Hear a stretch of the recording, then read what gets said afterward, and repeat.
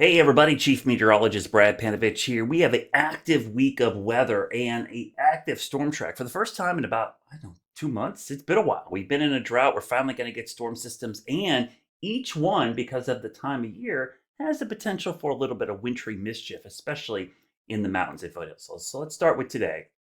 Today is Monday, December 1st, the beginning of December here.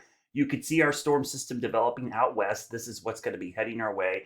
That's the storm system. Now, the key part for us, we also have high pressure building over New England that is providing northeast winds. This is the good old fashioned wedge or cold air damming you hear us talk about.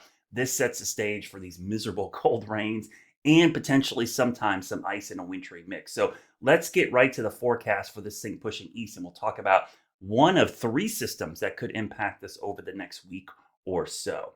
All right, so here's the short range future cast, kind of shows you the setup here. I put the isobars on here, which are these blue lines, which you'll see on the map. And what you're looking at here is the northeast wind. This is the wedge of cold air. Anytime you see the isobars angled like this east of the mountains, that's a sign we've got high pressure over New England, the eastern Great Lakes, which is providing the cold air at the surface. The problem is that's shallow cold air typically. There's warmer air aloft, and you're probably saying, well, where's the warmer air coming from? Well, this low pressure system, it's a pretty strong low pressure system down here, and this is going to bring the potential for some warmer air above our heads, 6,000 feet coming in from the southeast or southwest, overriding that cool air at the surface. So what happens is as temperatures cool off at the surface, sometimes you get some icing. Now, you can get icing to continue or become a big ice storm if the supply of cold air continues, because a little bit of science here. The one thing about freezing rain, it's a self-limiting process. And what do I mean by that? Well, this goes back to science class, latent heat, okay? So think about when you boil water on the stove, right? You have to add heat to the water to get it boil. Now, when you freeze water, you do the opposite, right? To cool it down, you have to remove heat from the water. So when you freeze water, you remove heat from the liquid, and it's got to go somewhere. In the atmosphere, when you freeze rain, the heat that escapes from the raindrop to make it a piece of ice has to go somewhere. It goes into the air and warms it up. So unless you have a constant supply to reinforce that cold air, eventually that latent heat release will warm up the atmosphere enough to get it above freezing where the freezing rain stops.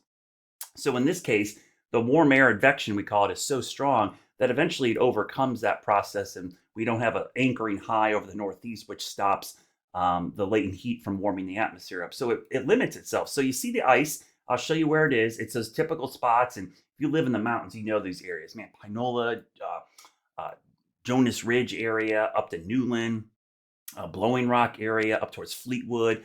These are the areas, eastern facing slopes, the opposite of the northwest flow snow. Icing events are usually on the eastern facing slopes. And so you see that ice there early tomorrow morning. Again, 4 or 5 in the morning. This is all rain for everybody else, by the way.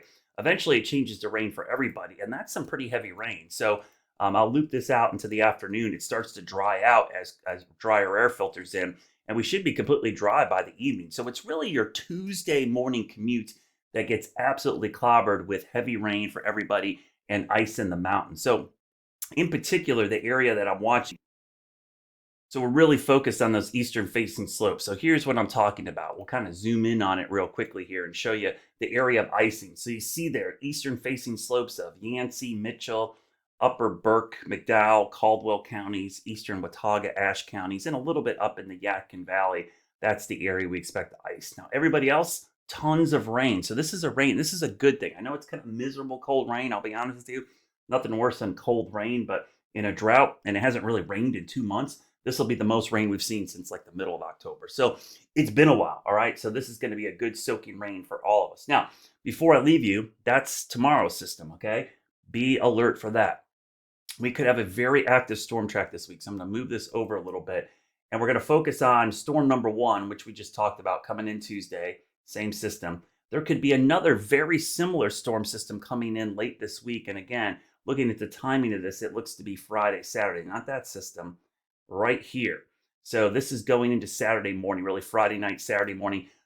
I'll be honest, the models are kind of all over the place on the strength of the system, but it's another low pressure system that could form on the coast and move up this direction. And we should have cold air in place for possibly more wintry weather in the mix. And then even next week, it looks like maybe another system doesn't go out that far on our guidance here, but maybe early next week. So as I mentioned, a pretty active storm track this week where we could have a bunch of these cold rain, brief icing events, but nothing that looks like a winter storm per se, where we're looking at snow and ice for a big chunk of our area. I mean, it's not even all snow for the mountains, which tells you how marginal these events are.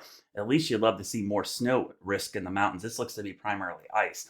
And just to give you a heads up for the folks in the mountains tomorrow, this is our winter weather impact graphic. And again, you see the areas in yellow. That's a moderate impact here east of the mountains. And notice it's all the eastern facing slopes that are impacted. I'll widen this out and you show the storm track is really up here in Ohio, Indiana, Illinois, into the northeast. That's where it's primarily going to be snow. For us, we're looking at primarily an ice event. And unfortunately, that looks to be the amount of ice we're going to see. So I'll do updates throughout the week. Just know we're in December. Meteorologically, it is winter now, and we're going to start to see the storms everyone have to keep an eye on. But the good news, at least in all of this, we're finally getting rain every 2 to 3 days. This is a typical storm track. It's supposed to do this in the fall, winter, and spring. So hopefully this will get us out of the drought while we wait for maybe deeper cold air and potential for wintry weather down the road. December typically isn't our snow month for the Piedmont. Remember, it's January, February, and even early March.